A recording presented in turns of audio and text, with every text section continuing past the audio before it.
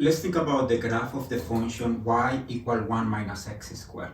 We know it is a parabola, it opens down.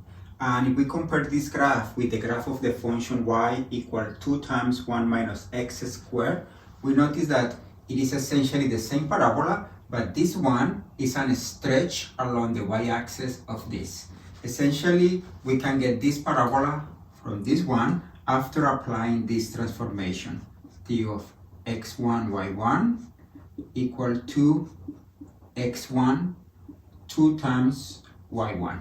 For example, this is the point 0, 1. When we apply 0, 1 here, we get 0, 2, which is this point. And then after this transformation, every point in this parabola goes to this parabola. We can think of an ellipse as a stretch along a line of a circle.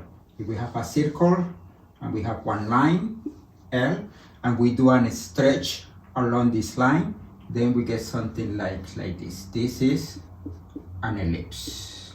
An ellipse is a stretch along a line of a circle. Then, as a particular example, if we have a circle of radius a, let's say x squared plus y squared equal a squared. Let's suppose that this is the point 0a, and this is the point negative a0, and so on. This is a circle of radius a, and if we take a b bigger than 0 but smaller than a, and we do a stretch along the y-axis, applying this transformation t of x1 y1 equal to x1 b over a y1. If we apply this stretch to this circle, then we get this ellipse. Notice that this point 0a will go to 0 b over a times a, it will go to the point 0b. We are assuming that b is smaller than a, then we have an ellipse that looks like this. For this ellipse, this a is called the major semi-axis, and this b is called the minor semi-axis. This is a, and this is b. And if we define c to be equal to the square root of a squared minus b squared, and we consider these 2 points, the point negative c and c here, then these two are called the foci of the ellipse. And they have the property that if you think about any point in the ellipse and you connect this point with this focus, and then you connect this, you consider this segment, the length of this segment plus the length of this segment is always the same. The sum is always equal to 2 times a. It doesn't matter what point you pick. If you consider this distance plus this distance, you will always get 2a. Then we have this notion of C and the notion of a focus. 2 of them are called foci. And we also have the notion of eccentricity. The eccentricity of an ellipse with these properties is equal to C over A. Now, notice that we have here, let me erase this. We have here a transformation that takes the point x1, y1 into the point x1 b over a y1. And now let's consider the transformation from here to here that takes x2 y2 into x2 minus c y2. When you apply this transformation to this ellipse, essentially in this new system of coordinates, this origin is the focus of this ellipse. Okay, then we can find a parametrization for this ellipse using the well-known parametrization for the circle. We know that for this circle, if we take x1 equal a cosine of u and y1 equal a sine of u, then for any u between 0 and 2 pi, we get a point in the circle. And the geometric interpretation of that u is this angle in radians. Okay, then we have this. When we apply this transformation, we get that x2 is a cosine of u and y2 is equal to a sine of u times b over a multiplied by b over a, which gives us b sine of u. This is a parametrization for this ellipse. And finally, when we apply this transformation, we get x3 equal to a cosine of u minus c and y3 equal to b sine of u. Then we get a parametrization of this ellipse.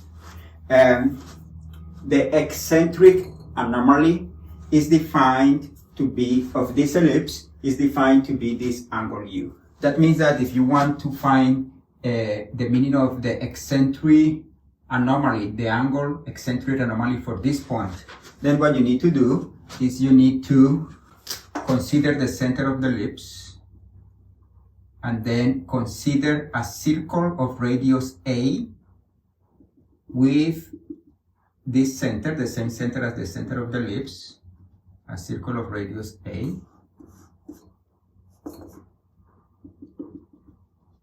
And then this is, let's suppose that this is x3.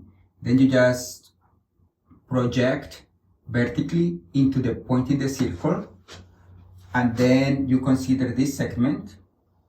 This angle here, u, is the eccentric anomaly of this point in the ellipse.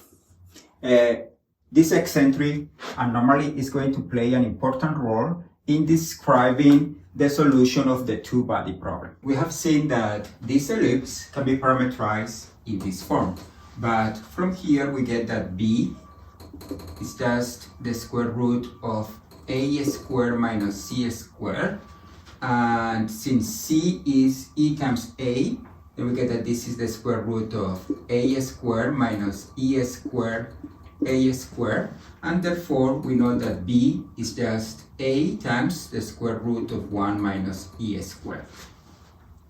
Then I can rewrite this parametrization as x3 y3 equal to a times, right? Remember, this is just e times a, and this is this. Then I can factor an a, and I get e times cosine of u minus e, comma, a square root of 1 minus e squared sine of u.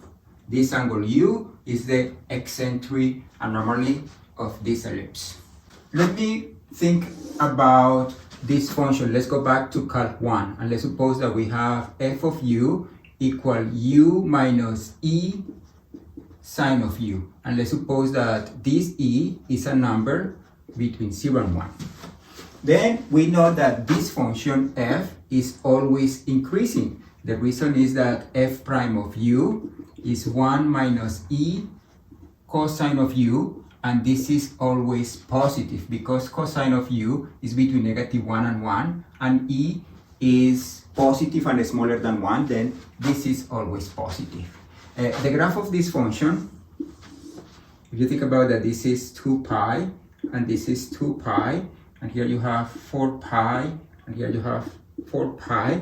The graph of this function, you can see that when u is equal to 0, the function is 0. When u is equal to 2 pi, the function is also equal to 2 pi. And when u is equal to 4 pi, the function is also equal to 4 pi. The function is always increasing. And you can check that if you just translate this to the right 2 pi units and move it up 2 pi units, then you will get the continuation of this function. Then this function, the graph of this function, is just a combination of these pieces. It's not a periodic function, but instead of just moving it to the right 2 pi units, you move it to the right and you move it up, you move it to the right, you move it up, and then you will get the whole function. This function has an inverse. That means that if you have an equation v equal to f of u, since this function has an inverse, then you can use the inverse and you can say that u is f inverse of p. Or if we call g equal to f inverse, then we know that u is just the inverse evaluated at p. The solution of this equation is u equal g of p. Let's suppose that we have a body here and it's moving with these two functions, x1 of t, y1 of t, and this one has a mass m, capital M, and here we have another body which is moving like x2 of t, y2 of t, and this one has mass little m. Then if the only force that acts on these two bodies is the gravitational force, then we have a force here F in this direction and a force negative F in the opposite direction, and the magnitude of that force is just the product of the two masses times the gravitational constant over the distance square. Right? This distance changes with time. This is the distance between the 2 points, D. If we define, let's say if we define x3, y3 to be equal to x2 minus x1, y2 minus y1, that means if you define r, let's call this r, vector r, if you define r to be this vector that goes from here to here, this is the vector r of t, which is x3 of t, y3 of t, then it is easy to prove that the differential equation that comes from this equation, from the equation capital M times acceleration, x1 double prime, y1 double prime, equal to f and little m mass times acceleration, x2 double prime, y2 double prime, equal negative f, then this differential equation implies this differential equation, r double prime equal to negative mu over the length of r cubed times r, where mu is just the sum of the two masses times the gravitational constant. And we're going to show that we can solve this differential equation in the case that this R follows an ellipse. We will show that this differential equation can be solved by finding u in terms of t in this expression. That means that we can write r of t equal to a times cosine of u of t minus e, comma, square root of 1 minus e squared sine of u of t. Then we will find an expression for u of t in such a way that this r of t equal to this solve this differential equation. Okay, let's do some computations. We have that the norm of r squared is equal to a squared times cosine square of u minus 2e cosine of u plus e squared, and then plus 1 minus e squared sine square of u. Remember that u is an expression in terms of t, and let's see, here we have a cosine square of u and this times this gives us a sine square of u. Then we have that a squared, this is just 1 minus 2e cosine of u plus e squared minus e squared sine square of u, and this part is just e squared cosine square of u. We have 1 minus 2e cosine of u plus e squared cosine square of u, and the nice thing is that this reduces to just a squared 1 minus e cosine of u squared. That means that the norm of r is just a times 1 minus e cosine of u. Now let's compute the first and second derivative of r. We have that r prime is just a times negative u prime sine of u, comma, u prime square root of 1 minus e squared cosine of u, and this can be written as a times u prime times negative sine of u, comma, square root of 1 minus e squared cosine of u, and therefore the second derivative is the derivative of this, which is a u double prime times this negative sine of u square root of 1 minus e squared cosine of u, plus, and then when we do the derivative of this part, there is another u prime that comes out, and then we can write it as a times u prime squared. The derivative of sine is cosine, and the derivative of cosine is negative sine, but we already have a negative in front, and then we have a square root of 1 minus e squared sine of u. And then this differential equation says that we want this second derivative to be equal to negative mu times this r, which is a times cosine of u minus e square root of 1 minus e squared sine of u, divided by the norm of r cubed, which is a cubed times 1 minus e cosine of u cubed. Notice that here this a cancel out, and then when we look at the first entry of this equation, the first entry here is going to be negative the second derivative of u times sine of u minus the derivative of u squared times cosine of u, and we want this to be equal to the first entry here, which is negative mu times cosine of u minus e, which is the first entry here, over a cubed 1 minus e cosine of u cubed.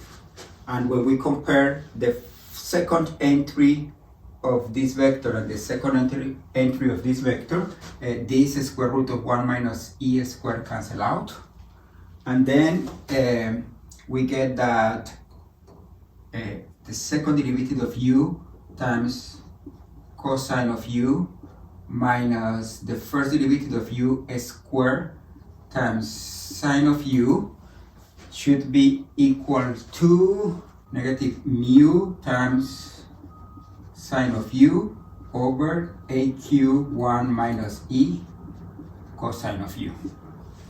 Okay, then I am going to multiply the first equation by negative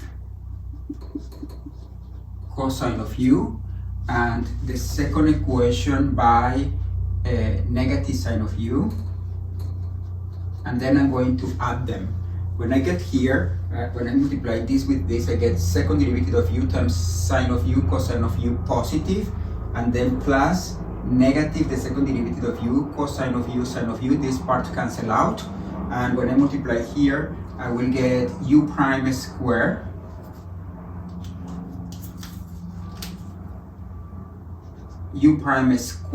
times cosine square of u, and when I multiply here I will get sine square of u. That means that I only get u prime square times 1, and this is equal to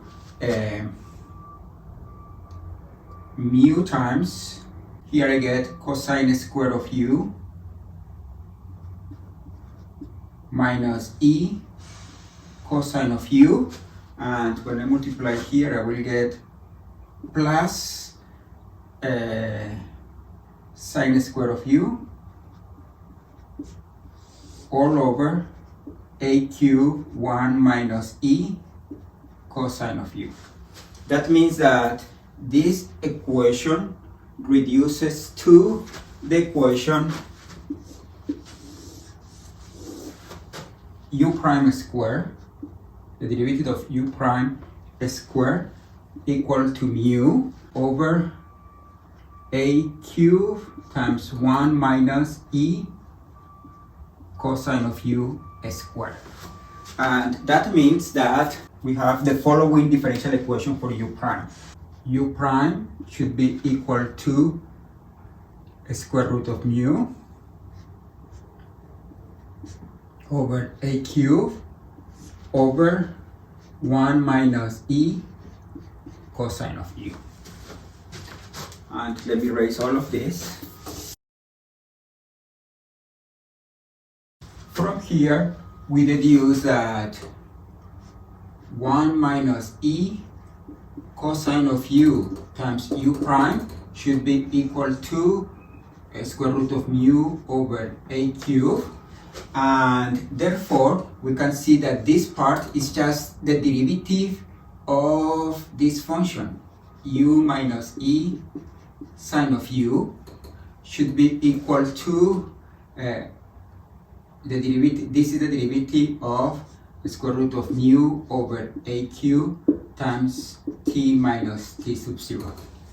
And that means that, remember we called this function before f of u, and we say that this function has an inverse. Then we can solve for u here, and we get that u is equal to f inverse of the square root of mu over a cube times t minus t sub 0. Okay, and then essentially what we have shown is that in the solution of the two-body problem, if we consider the eccentric anomaly, then the eccentric anomaly is related with the time by this relation, u minus e sine of u equal to the square root of mu over a cube times t minus t sub 0.